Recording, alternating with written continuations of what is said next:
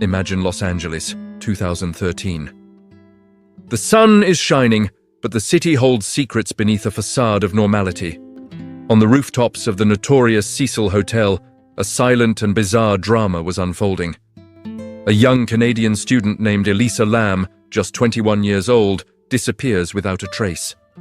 The case initially seemed like a missing persons occurrence, but the location of her last sighting, a hotel with a dark past, riddled with serial killers, suicides, and unexplained events, already added a layer of fear to the story.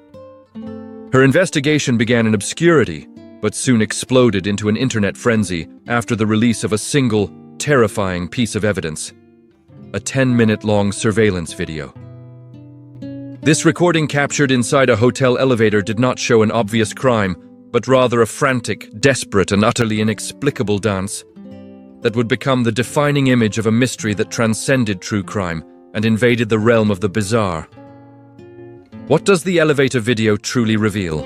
Is it evidence of a murder, a psychotic break, or something much more sinister? A shadow from the Cecil Hotel's obscure past? In the Archive Mind, we will dive into the archives and forensic science to analyze the mind, the location, and the final moment of Elisa Lam. Prepare yourself, for this case is more than a police mystery. It is a dive into the intersection of psychological terror and the unexplained. To understand the depth of this case, we need to know the victim. Elisa Lam was a university student from British Columbia, Canada, who was traveling alone through California. She used social media to document her trip, which initially helped trace her steps. Her last stop before her disappearance on January 31, 2013, was the Cecil Hotel in downtown Los Angeles. The Cecil, however, was not just any hotel. It had been, over the decades, the temporary home of notorious serial killers like Richard Ramirez, the Night Stalker, and countless suicides and violent deaths.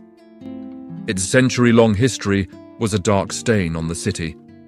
Elisa was staying on a floor that required a key, a security measure that failed spectacularly.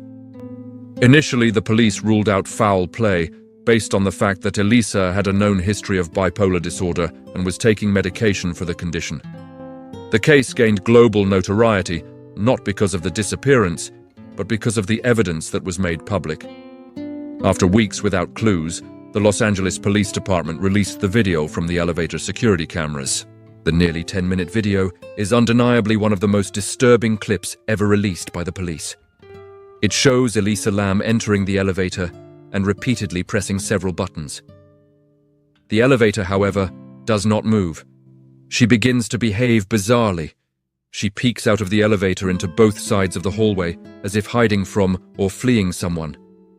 She retreats into the corner, her hands on her head, visibly distressed. Then, she steps out, gesticulates frantically, and, in the most frightening moment, seems to be talking to or arguing with someone invisible beside the elevator. Finally, she disappears from view. After she leaves, the elevator finally begins to operate, going up and down between floors, opening and closing its doors, seemingly with no one inside. The internet's reaction was instant and massive. Millions of people watched the video. Skeptics quickly pointed out that Elisa's behavior was consistent with a psychotic episode or a mental health crisis induced by a lapse in medication. However, conspiracy theorists noted strange details. The video speed seemed altered at some points. The elevator lights seemed to flicker, and crucially, many wondered why the elevator didn't move immediately, even after she pressed all the buttons. Some suggested the elevator was in service mode or malfunctioning, but others claimed she was being actively pursued by someone waiting for her in the hallway. The case became a pop culture phenomenon, spawning documentaries and theories of paranormal activity. The mystery persisted for another 3 weeks until the putrid smell of the hotel's water became unbearable. Guests complained that the water was dark, had a strange taste, and had extremely low pressure. A hotel employee was sent to the roof to check the water tanks that supplied the hotel's taps, showers, and kitchen. What the employee found at the bottom of one of the 4 water tanks, which were over 8 feet tall and covered by heavy lids, was the naked, bloated body of Elisa Lam. The location of the discovery added another layer of horror and mystery. How did Elisa, who was just under 5 feet tall, managed to get into the tank, which was sitting on a concrete base on the roof. To access the roof, she would have had to climb a fire escape, pass through locked emergency doors with alarms, which, crucially, should have sounded but did not, or use a maintenance ladder. Furthermore, the tank lids, heavy and large, were closed. The police and coroner had to cut the tank open to remove the body. The official autopsy was inconclusive, but the final report listed the cause of death as drowning, citing bipolar disorder as a significant factor. The official conclusion, however, generated more questions than answers. The first major question was the roof access route. If the emergency doors were locked and alarmed, how did she get there? The only explanation given was that one of the maintenance side doors may have been left unlocked, implying hotel negligence. The second question, and the most important one, was the impossible physics. How did a disoriented woman with no ladder manage to lift and close the heavy lid and get into the water tank? An act that would require considerable physical effort and sobriety. The idea that she climbed into the tank, closed the lid on herself, and accidentally drowned alone is something that defies credibility for many investigators. Many theorists refuse to accept the official conclusion that it was an accident alone. The outside help theory gained traction, suggesting that Elisa was not alone on the roof.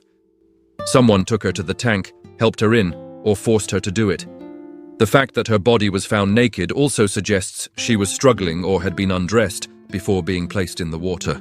The absence of trauma marks in the autopsy is the only weak point of this theory. Another theory that went viral online was the copycat theory. The events of the elevator video and the discovery in the water tank were linked to a prior tuberculosis outbreak in Los Angeles in 2013, and the name of the diagnostic test, Lam Elisa, was seen as a macabre coincidence. The Cecil Hotel had been associated with a tuberculosis epidemic years before. While it is a fascinating coincidence, it offers no factual explanation for Elisa's fate. The theory that best connects the bizarre with the known is that of deteriorating mental health in the wrong place. Elisa Lam's history of bipolar disorder, combined with possible medication lapses, may have triggered a severe psychotic episode. In these states, a person can experience persecutory hallucinations and have superhuman strength, capable of performing physically demanding acts. Her nudity can be explained by paradoxical undressing, a common behavior in cases of hypothermia or psychotic breaks, where the victim feels extreme heat and undresses. It is plausible that she climbed into the tank, believing she was purifying herself or escaping an invisible pursuer, and succumbed to the hostile environment of the cold water tank.